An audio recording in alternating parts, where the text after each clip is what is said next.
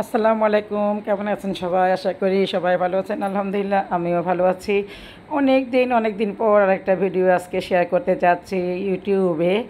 যাই হোক, সকালবেলা ছেলের বউ ইঞ্জিনিয়ার, ছেলের বউ আমাকে চাপটি বানিয়ে খাইয়েছে আজকে। কি বলবো, কি ভাগ্য আমার। সকালবেলা আমি তো রাতে ফজর নামাজ পড়ে ঘুমিয়ে থাকি, তারপরে 10টা-11টার সময় উঠে তারপরে কিন্তু একটু আজকে ভাবতেছি একটু কোরআন শরীফ পড়বো।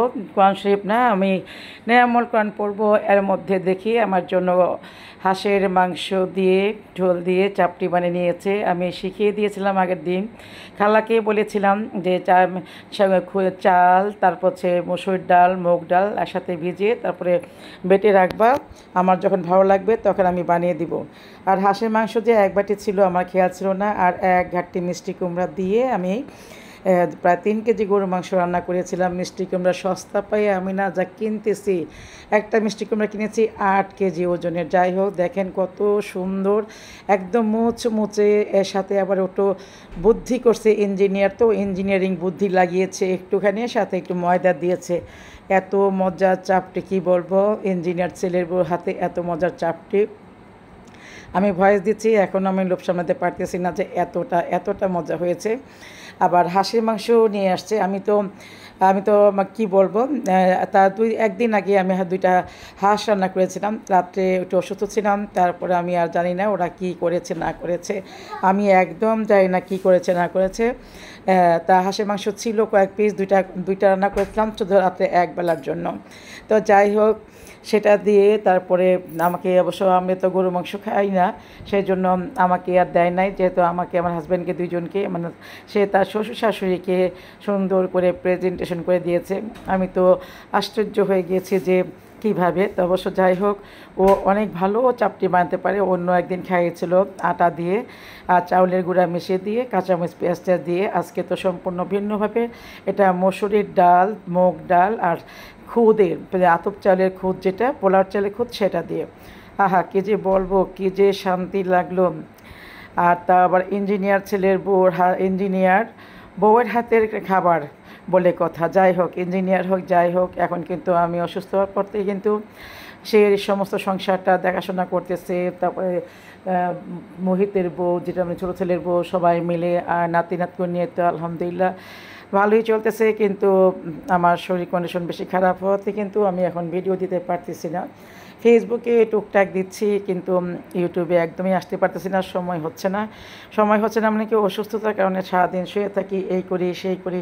কোনো না কোনো মানে লোক সংখ্যা ঘরে বেড়ে গেছে, পিয়ন একজন, ড্রাইভার, কাজের লোক 3টা, সব মিলিয়ে অনেক অনেক অনেক ব্যস্ত মানে যাচ্ছে আমার সংসারটা বা আমার কাজকর্মটা।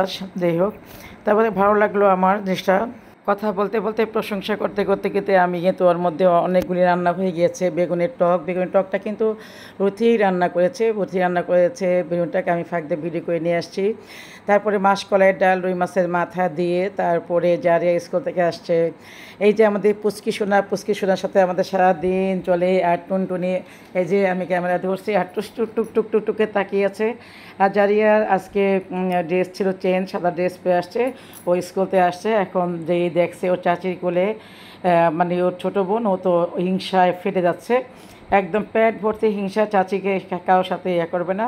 রোজা চলে আসছে, রোজার বাজারঘাট করতে হবে। তারপরে হচ্ছে ফার্নিচার কিছু চেঞ্জ করতে হবে, পরিষ্কার করতে হবে, চেঞ্জ করতে হবে। তারপরে ডেকোরেশন যেগুলি আছে এগুলি ধুইতে হবে। এগুলি বছরে একবারই ধুই, গত বছর ধুয়েছি মনে আছে, এই বছর আর ধুই নাই। তাই সেটা নামিয়ে দিলাম, সেটা পরিষ্কার করে ধুয়ে নাও। একদম যে এইগুলো আরেকটা আছে সেটাও ধুয়েছি, এত ভিডিও করতে ভালো লাগে না।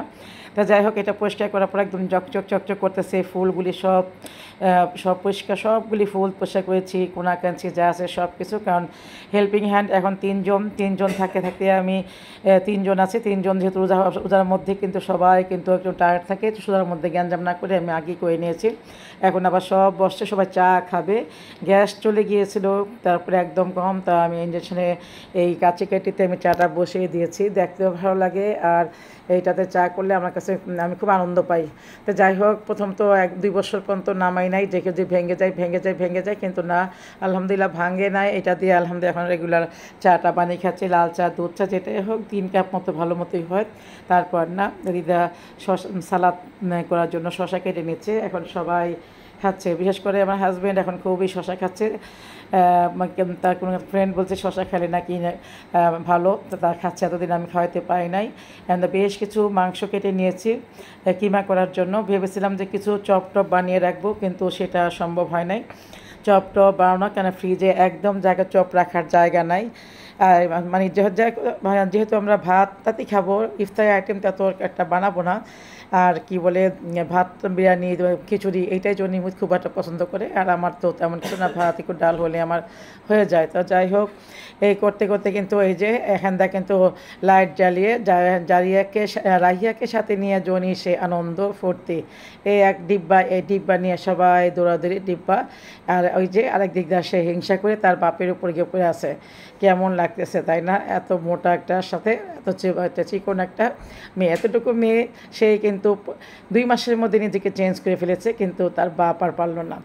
যাই হোক, সবাই মিলে মানে এখন কি নাতিপুতি নিয়ে সংসার চলতেছে। আসলে আমার তো ভালোই লাগতেছে, কতদিন হায়াত পাবো জানি না, এই আনন্দ কতদিন দেখতে পারবো সেটাও যায় না। আমার তো মনে হয় এদেরকে দেখতে দেখতে না আমার চোখ দুটা জড়িয়ে যায়, খুব ভালো লাগে। কখন সকাল হয় কখন রাত হয় বুঝতেই পাই না। এই যে আমি রিয়েল ভয়েসটা দেই নাই, ও একটা চিৎকার দেয়, এই দেখেন ও একটা চিৎকার দেয়। এই 7 মাসের বাচ্চা এখনই ওর যা করে বড় বোন সেটাই দেয়। আর জাবিরকে খুব বেশি পছন্দ করে, জাবির আসলে সে পাগল হয়ে যায়। এই যে ও একটা চিৎকার দেয়, ও একটা চিৎকার দেয়, এইভাবে অনেকক্ষণ। মানে ও কিন্তু ওর বোনকে খুব বেশি আদর করে, বেশি মানে পছন্দ করে খুবই। আর একটু মিশুক ধরনের হয়েছে তো ভালো লাগে। আর ফাঁকে ফাঁকে রান্না, তারপরে কিছু শপিং বলতে রোজার কিছু বাজার, একদম তো সময় ঘনিয়ে আসছে। এখন টুকটাক বাজার না করলে কিন্তু আর হবেই না, একদম অনেকটা হয়ে যাবে, লেট হয়ে যাবে। তা যাই হোক, সেই বাজারটাও যাব সন্ধ্যার পরে, বাজারটা করতে সন্ধ্যার পরে সেই বাজারটাও করে নিয়ে এসেছি। তো মানে বাজার কি, আমাদের লোক সংখ্যা তো অনেক বেশি, তো সেই জন্য অন্তত 10-15 দিন যেন 10-15 দিন যায় রোজা, সেই হিসাবে বাজারটা করে নিয়ে করে নিয়ে আসছিলাম।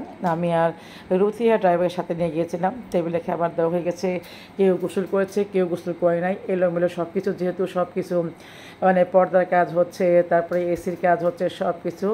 একটা গিফট আনছিল গতকাল আগের দিন রাতে আমার হাজব্যান্ডের ফ্রেন্ডের মেয়ে থাকে ইয়াতে, অস্ট্রেলিয়া কোথায় থাকে, ওখান থেকে আসছে, তা সেই মেয়ে নিয়ে আসছে। আমি প্রথম ভেবেছিলাম কি যে একটা মোবাইল, মোবাইল ভাবছিলাম। আমি খুব টেনে টুনে বের করেছি সুন্দর, তারপরে বুঝতেছিলাম না এটা জিনিসটা কী আসলে। পরে দেখি একটা সিদ্রিও আছে, তারপরে কী ভাবলাম, তখন আমার হাজব্যান্ড হাসতে হাসতে বললো যে এটা হচ্ছে একটা কী বলে, এটা হচ্ছে একটা পারফিউম। যাক, পারফিউম তো রাতের জন্য, আবার ভাত টাত খেয়ে এটা আবার কিন্তু আবার মাংস কষাচ্ছি রাতের জন্য। রাতে তেমন কিছু হবে না, মাছপোড়ার ডাল আর মাংসতে হয়ে যাবে সবার জন্য। আর কিন্তু গরু মাংসটা একটু বেশি খাচ্ছি কয়েকদিন ধরে, যে কেন ওরা ফ্রেশ মাংস, মানে ফ্রেশ মাংস আনবে, রোজার মধ্যে ওরা বাসি মাংস খাবে না। এই তো সন্ধ্যার পর গিয়ে এই সব বাজার নিয়ে আসছি। প্রায় 10-15 কেজি আলু, 15 কেজি পেঁয়াজ, ট্যাং, 10 কেজি চিনি, তেল, 3টা তেল খুঁজে পায় নাই, বাজার আউট হয়ে গেছে তেল। খুঁজে খুঁজে 3টা এনেছি, একটা কি ক্যানোলা না কি তেল বেড়েছে সেটা আমি আনি নাই, দাম বেশি। তারপরে রোল করার জন্য কয়েকটা, তারপর যা যা লাগে, তারপর এখানে ফয়েল পেপার, টমেটো প্রয়োজন ছিল না, তারপরেও সস্তা পেয়ে বস্তা ভরেই নিয়ে আসছি। যাই হোক, খাওয়া হোক না হোক, সবজি কিনতে খুব ভালো লাগে। এই যে মিষ্টি কুমড়া আরেকটা এনেছি, এটাও 6 কেজি ওজন। এই তো আমার আজকে ভিডিওটা ভালো লাগলে অবশ্যই একটা লাইক দিবেন আর কমেন্ট করে জানাবেন কেমন হয়েছে। আর সামনে তো রোজা, সবার জন্য অনেক অনেক দোয়া রইল, সবাই সুস্থ ভাবে